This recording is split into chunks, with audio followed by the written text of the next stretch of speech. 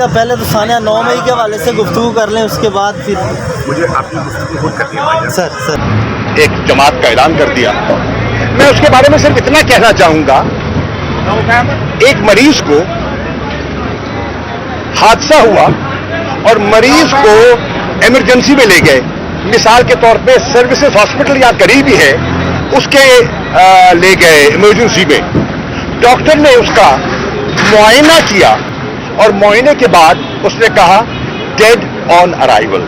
تو میں یہی کہوں گا دس از اے لانچ وچ از ڈیڈ آن ارائیول. آپ اپنی پارٹی کا آپ کیا فیوچر دیکھ رہے ہیں؟ تحریک انصاف کا ایک وفاقی جماعت ہے اور اس کی پہنچ اور اس کی سوچ اور اس کی حمایت چاروں صوبوں میں, گلگت بلتستان میں ہے, آزاد کشمیر میں ہے, شہر شہر ہے, گاؤں گاؤں ہے, کریا کریا ہے, محلہ محلہ ہے, گلی گلی ہے, کوچا کوچا ہے. تحریک انصاف ایک حقیقت ہے, ایک وفاقی سوچ کی جماعت ہے اور انشاءاللہ مجھے اس کا ایک روشن مستقبل دکھائی دیتا ہے. بتائیے گا کہ اکتوبر میں الیکشن کی باتیں ہو رہی ہیں, اگست میں بجٹ میں آپ کو لگتا ہے الیکشن ہوں گے یا عرض ہے؟ دیکھیے عرض یہ ہے, انہوں نے بجٹ میں 48 ارب روپے الیکشن کا رکھا ہے نا, تو اس سے تو اندازہ یہی لگایا جا سکتا ہے کہ الیکشن ہوگا.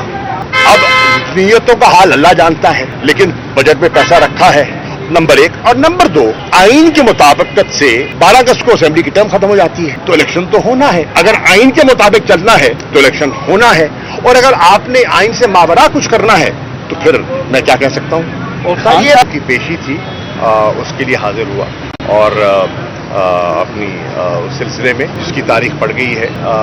میں یہ عرض کرنا چاہوں گا کہ اس وقت پورے ملک میں بحث چل رہی ہے. جو کل اسحاق ڈار صاحب نے ایک وفاقی بجٹ پیش کیا ہے, میں نے اس کا مطالعہ کیا ہے, اور جو میں نے سرسری مطالعہ کیا ہے اس کے بارے میں یہ کہہ سکتا ہوں کہ یہ جھوٹ کا پلندہ ہے اور ہنسوں کا گھورک دھندا ہے. میری نظر میں جو IMF کا فریم ورک جس کے سامنے رکھتے ہوئے یہ ان سے مذاکرات اور گفتگو کرتے رہے, یہ اس فریم ورک سے مطابقت نہیں رکھتا. میری نظر میں جس قسم کے انہوں نے ایسٹیمیٹس دیے ہیں ایگزیجریٹڈ ہیں. میری نظر میں IMF شاید انہیں اس بجٹ کو, ان کے ٹارگٹس کو قبول کرنے میں شاید دقت محسوس ہو. اور حیران کن بات یہ ہے کہ وہ حکومت جس کے 42 دن بقیہ رہ گئے, کیونکہ 12 اگست کو تو پارلیمانی ٹرم مکمل ہوتی ہے, انہوں نے 12 ماہ کا بجٹ دے دیا. میری نظر میں یہ نان سٹارٹر بجٹ ہے, اور جو انٹرم گورنمنٹ ہے جب بھی آتی ہے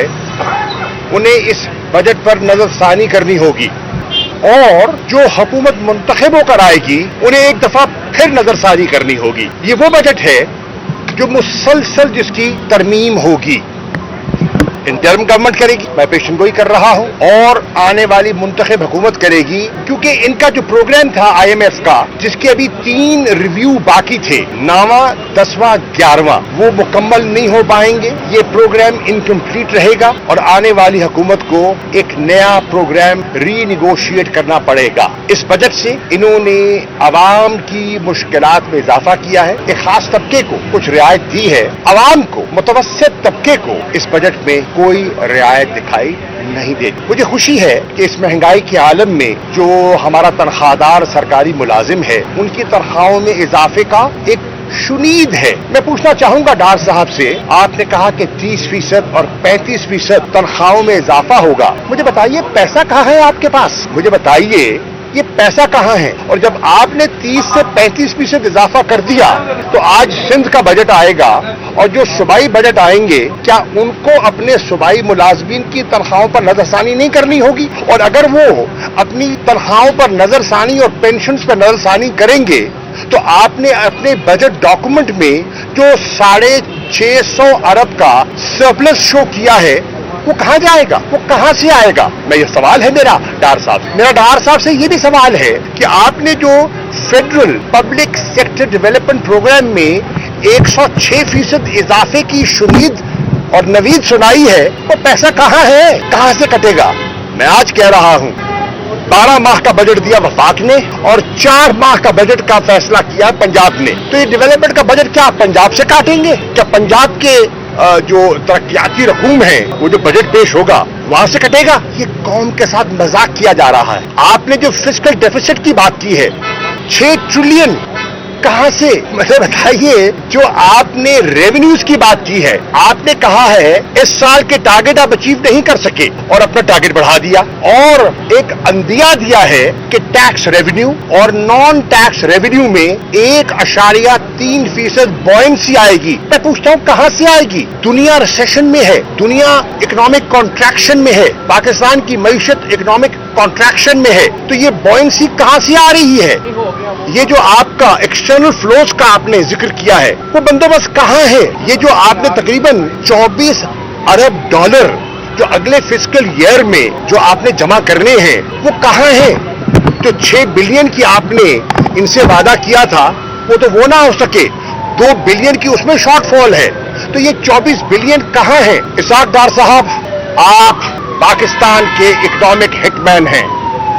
डार साहब, आपने पाकिस्तान की मईशत को अफसोस से कहना पड़ रहा है, एक डिफॉल्ट की तरफ, अल्लाह न करे, एक सॉवरेन डिफॉल्ट की तरफ इस बजट के जरिए आपने धकेल दिया है।